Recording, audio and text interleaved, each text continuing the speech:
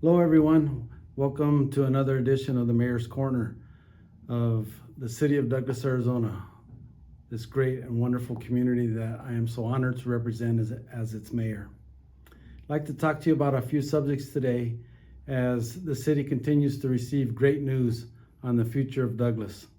The first one is we received notice from the federal government, the General Services Administration, or GSA, that the environmental review process has been complete for the new port of entry and the remodernization of the Raul H. Castro port of entry. That's exciting news because that is the last hurdle that would have stopped the project from being completed or even started.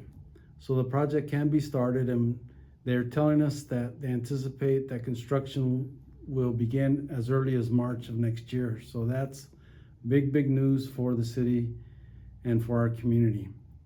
The city has a temporary well in place. APS is in the process of getting the right of way to provide temporary electrical services. So again, that construction can begin shortly into the new year. It also shows that they have studied the plan for the existing port of entry. It shows on the plan that the port will be expanding to the west. We do have one of the concerns in that area, and that's the pedestrian traffic that would be going southbound into Mexico. It's at this point in time, it's exposed to the elements. We've expressed concerns to GSA about that. They have promised us that they will take our concerns into consideration for the final design of that project.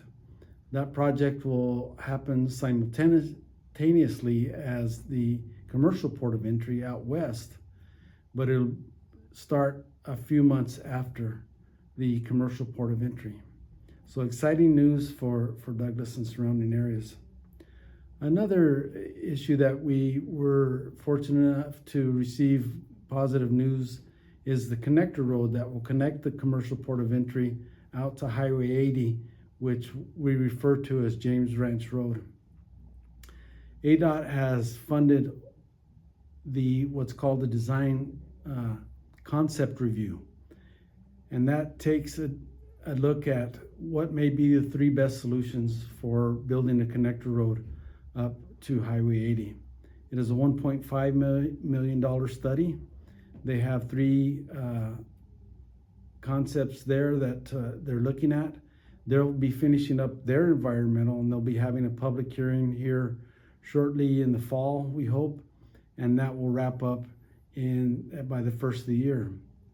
With that, they will then assign a cost to the road, and that will allow it to be funded through the 5-year plan.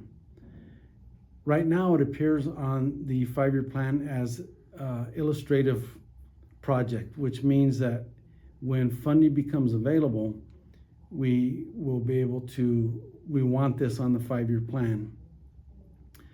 They also show in this slide that we have on the screen that already over $20 million has already been secured for this funding. But because the design concept report, the DCR, and the rest of the funding hasn't been secured, that's why it's on an illustrative project right now and not completely and wholeheartedly within the 5-year plan, but it's in the document, and it's known by the ADOT board as being a project that is necessary.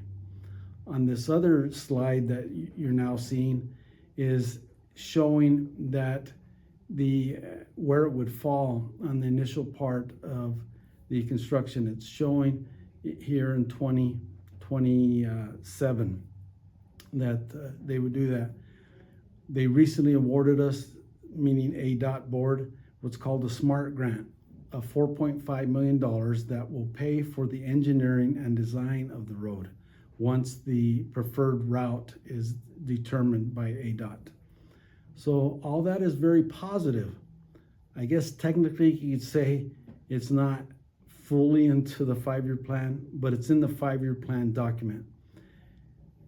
When I attend these meetings with the ADOT board, they always mention that the 5-year plan can be massaged and changed as funding becomes available. And that's what we anticipate with this process for the Connector Road of Douglas.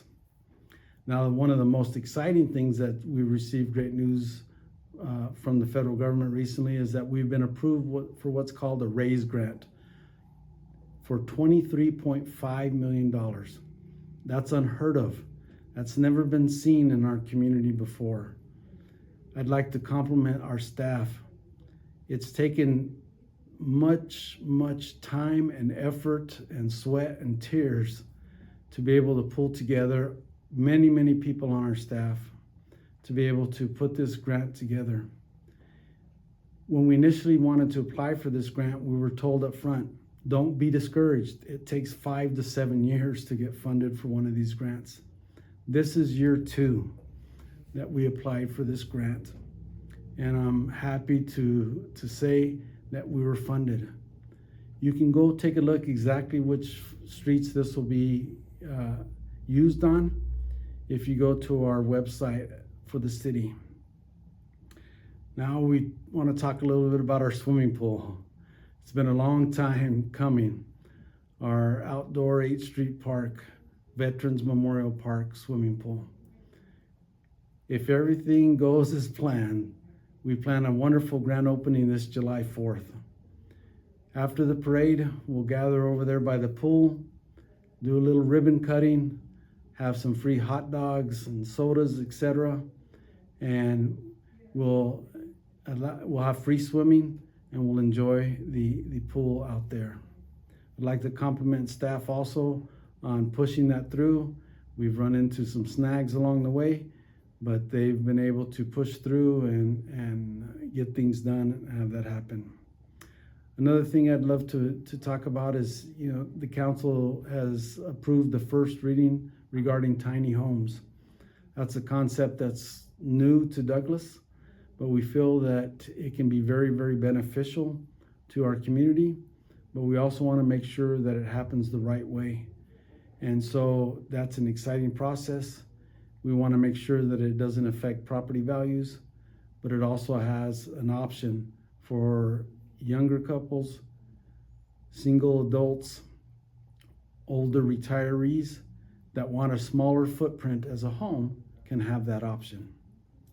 I'd also like to welcome our 2 new council members that we have a full council now, Mr. Jose Montaño and Mr. Richard Acosta.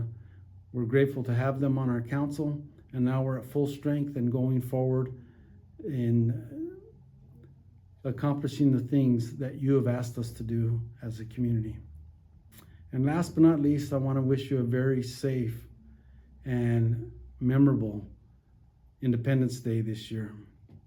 This great country that we live in is very special. Please don't ever take it for granted. Let's celebrate together. Let's remember the many sacrifices that have gone on, from the founding fathers to the many people that have sacrificed to develop the whole United States, for the people that developed Douglas, Arizona, to make this the beautiful place that it is. And most of all, for those men and women in uniform that have fought many wars on foreign soils to protect our wonderful country. I thank you for your sacrifices, for making this the best country in the entire world. So have a safe, enjoyable 4th of July. I know we won't always pray for rain, but let's pray for rain to stop just for a little bit so we can have wonderful fireworks and do some swimming on the 4th of July and do some barbecuing and enjoy our families and our friends. May God bless you and keep you safe. Happy Independence Day.